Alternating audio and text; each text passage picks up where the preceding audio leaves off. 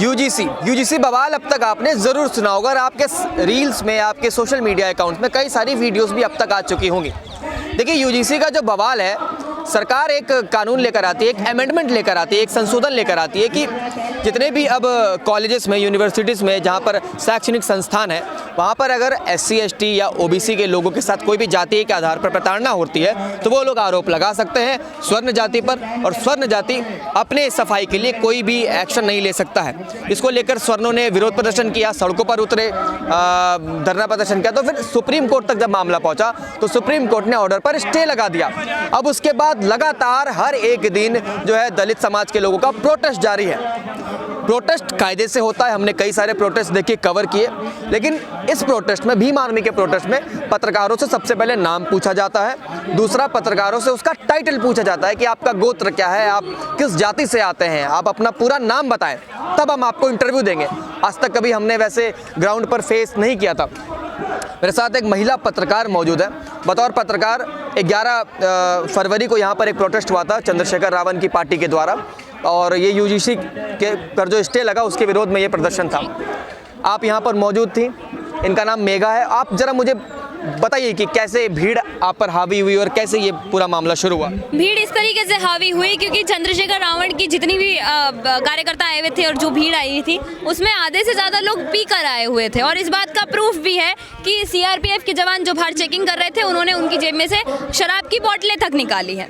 आप यहाँ पी कर आ रहे हैं, प्रोटेस्ट में आ रहे हैं, आप पी कर आ रहे हैं, और उसके बाद में महिला पत्रकारों से आप बदतमीजी कर रहे हैं, चिल्ला के बात कर रहे हैं, और लगभग 200 लोगों की भीड़ उन महिला पत्रकारों को घेर लेती है। ये वही भीम आर्मी और चंद्रशेखर रावण है जो संविधान की बहुत दुहाई देते हैं, संविधान संविधान संविधान चिल्लाते हैं, लेकिन वही संविधान महिला सशक्तिकरण की बात करता है, महिला सुरक्षा की बात करता है, और उसी भीम आर्मी के प्रदर्शन में 2 महिलाओं को उनके 200 गुंडे घेर लेते हैं। मैं लोग नहीं कहूँगी, मैं कार्यकर्ता नहीं कहूँगी, मैं प्रदर्शनकारी नहीं कहूँगी, मैं गुंडे कहूँगी, क्योंकि 2 महिलाओं को 200 लोग जिस तरीके से घेर कर खड़े थे वो एकदम शर्मनाक है, और चंद्रशेखर रावण पर थू है कि आप कुछ नहीं कर पाते हैं। देखा, आप एक पत्रकार हैं, मैं भी एक पत्रकार। जैसे आप मुझे अभी इंटरव्यू दे रही हैं तो आपने मुझसे मेरा पूरा नाम क्यों नहीं पूछा, आपने मेरा गोत्र क्यों नहीं पूछा, आपने मेरा टाइटल क्यों नहीं पूछा?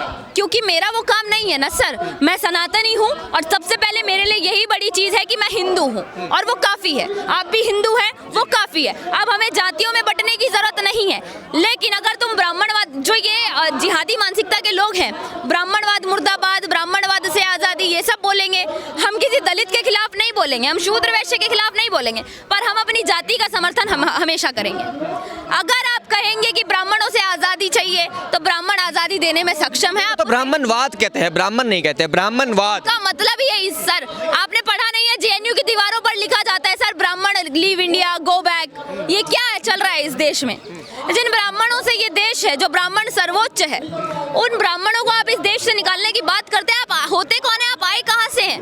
क्या कभी किसी दलित समाज के, जो एक्चुअली में दलित हैं, वाल्मीकि ने या किसी और जाति के लोगों ने कभी बोला कि हमें ब्राह्मणों से दिक्कत है? कभी नहीं। ये तो बाबा साहब खुद नहीं ब्राह्मणों से नफरत करते थे, और बाबा साहब ने तो ये अपने आत्मकथा में ये खुद लिखा है। मुझे बाबा साहब ने ये खुद कहा है कि मुझे जो है शिक्षा देने के लिए ब्राह्मणों ने ही पैसे दिए। उनका सरनेम तक अंबेडकर ब्राह्मणों का सरनेम है सर। उनकी 3 बहनें, तीनों बहनों की शादी ब्राह्मणों से हुई। ये बाबा साहब के बारे में जानते क्या है, मैं ये जानना चाहूंगी इन लोगों से। जय भीम का जो नारा लगाकर जो ब्राह्मणों को गाली दे रहे हैं, तब तो आपको नहीं लगता कि ये संविधान विरोधी कार्य कर रहे हैं? बिल्कुल कर रहे हैं सर, क्योंकि अगर आप, मैं एक बात कहूंगी, भीमवादी होने में और अंबेडकरवादी होने में जमीन आसमान का फर्क है। भीम वाला हमेशा एक नारा लगाता है जय भीम, यानी कि दलित मुस्लिम भाईचारा। लेकिन बाबा साहब अंबेडकर ने अपनी किताब में लिखा था, पार्टीशन ऑफ इंडिया में, कि मुसलमान कभी देशभक्त नहीं हो सकता। सारे मुसलमानों को पाकिस्तान, जब भारत का बंटवारा हो ही गया, ये बात आप कैसे कह सकते हैं मुसलमान कभी देशभक्त नहीं हो सकता?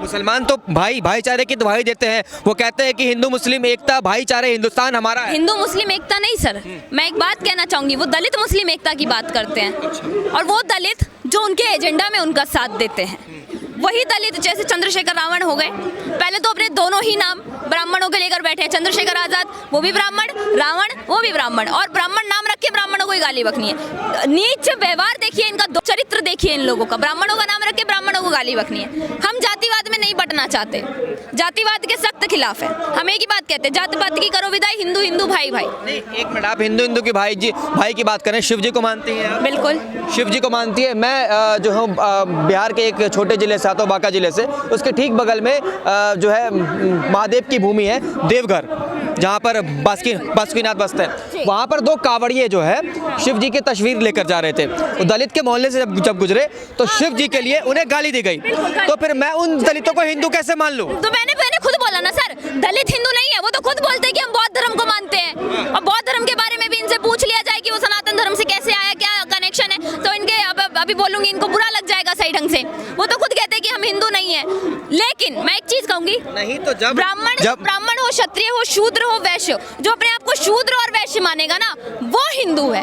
हम वर्ण में बटने को तैयार है, हम जातियों में बटने को तैयार नहीं है। और वर्ण में भी बटेंगे ना सर, तो हम चार भाई है, चारों आपस में लड़ेंगे, झगड़ेंगे और एक ही थाली में खाएंगे भी, पर अपनी लड़ाई का फायदा किसी जिहादी या किसी आतंकवादी को नहीं उठाने देंगे। नहीं तो मेरा ये भी सवाल है ना कि ये तो आज़ादी उन्हें संविधान ने दी है, आरक्षण तो उन्हें संविधान दे रहा है। जो तमाम जो स्वर्ण जाति के लोग उनसे नाराज रहते हैं कि इन्हें इतने आरक्षण क्यों दिए जा रहे हैं, हमारी नौकरी खा रहे हैं, तो इस संविधान को आपको उनके यहाँ बैठ कर के कहते हैं कि हमें पढ़ने नहीं दिया जा रहा है, हमें हमारे अधिकार नहीं दिए जा रहे हैं, हमें आगे नहीं बढ़ने दिया जाता है। तो मेरा इन लोगों से एक सवाल है, अगर 60% रिजर्वेशन लेकर भी आप कुछ नहीं कर पा रहे हैं तो लानत आप पर है, या फिर जो अपनी मेहनत से सवर्ण जाति का इतने ऊंचे तबके पर पहुंचा है उस पर है? लानत आप पर है कि 60% रिजर्वेशन लेकर भी आप कुछ नहीं कर पा रहे हैं। रिजर्वेशन इन्हें आज की तो नहीं मिली, या 5 साल पहले तो नहीं मिली, आज़ादी के बाद। बिल्कुल, रिजर्वेशन 10 साल के लिए लागू हुआ था, लेकिन इन लोगों ने छाती पीट पीट कर इतना रोना मचाया कि 70 सालों से चल ही रहा है। रिजर्वेशन के खिलाफ नहीं है, SC ST के खिलाफ नहीं है, UGC के भी खिलाफ नहीं है, लेकिन अगर आप इन तीनों चीजों का इस्तेमाल सवर्णों को दबाने के लिए करोगे, आप जिस गड्ढे से निकलना चाहते हैं आप निकलिए, सवर्ण आपका हाथ पकड़ के आपको ऊपर खींचेगा। लेकिन आप ये सोचे कि हम तो सवर्ण का हाथ पकड़ के ऊपर उठ जाए और सवर्णों को उसी गड्ढे में गिरा दे जहां से आज दलितों को निकालना चाह रहे हैं, तो ऐसा ना हम किसी दलित को करने देंगे, ना हम किसी भीम आर्मी के चीफ को करने देंगे, ना चंद्रशेखर रावण को करने देंगे, ना किसी और सरकार को। आप एक महिला है, यहाँ पर मैंने देखा महिला से बहुत ज्यादा बदसलूकी की गई, उनसे बदतमीजी की गई, गाली गलौज किया गया और कपड़े भी फाड़े गए। आप भी उस दिन यहाँ मौजूद थे, आपको भी कोई ढकेल रहा था, मैंने देखा वहाँ पर, और मैं बीच बचाव के लिए आया था। तो जो संविधान के लिए छाती पीटते, जो संविधान का रोना रोते हैं, वो इस तरीके की जिहादी मानसिकता या ये कह लीजिए कि इस तरीके की सड़ी हुई मानसिकता लेकर कैसे आ सकते हैं? वो ऐसे आ सकते सर क्योंकि जिनके नेता ही लौंडियाबाज हो।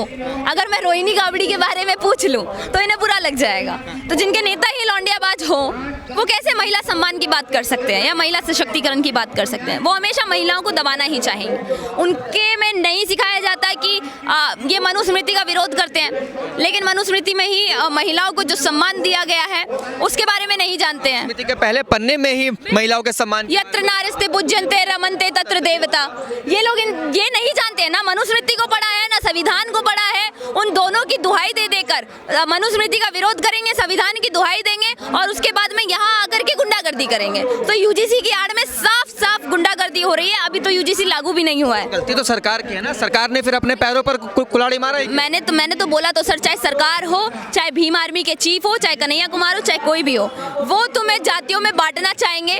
तुम अपने सनातन धर्म पे अड़े रहना बस। आप एक महिला भी हैं और एक युवा भी हैं, तो अपनी तरफ से क्या संदेश देना चाहेंगी सभी हिंदुओं को या तमाम भारतीयों को कि कैसे एकजुट रहें? एकजुट रहने का यही तरीका है, क्योंकि देखो तुम बटोगे तो कटोगे, ये बात तय है। चाहे ब्राह्मण हो, क्षत्रिय हो, शूद्र हो, वैश्य हो, ये चारों आपस में एक दूसरे के दुश्मन नहीं है। अब इन चारों का दुश्मन कोई पांचवा ही है जो जिहादी मानसिकता लेकर बैठा है, आतंकवादी मानसिकता लेकर बैठा है। हमें आपस में नहीं लड़ना, हमें अपने उस पांचवें दुश्मन से लड़ना है जो हमारी इस लड़ाई का फायदा उठाना चाहता है। मैं एक ही चीज कहूंगी कि वो तुम्हें जातियों में बांटना चाहते हैं, बस तुम अपने सनातन धर्म पे टिके रहना।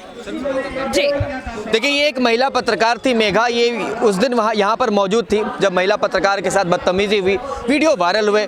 और जिस तरीके से हमने देखा कि यहाँ पर भीम आर्मी के लोग जो थे, समर्थक जो थे, महिला पत्रकार पर हावी होने की कोशिश कर रहे थे, चार्ज करने की कोशिश कर रहे थे, क्योंकि इनके सवाल कड़वे थे कि यूजीसी का फुल फॉर्म बताओ।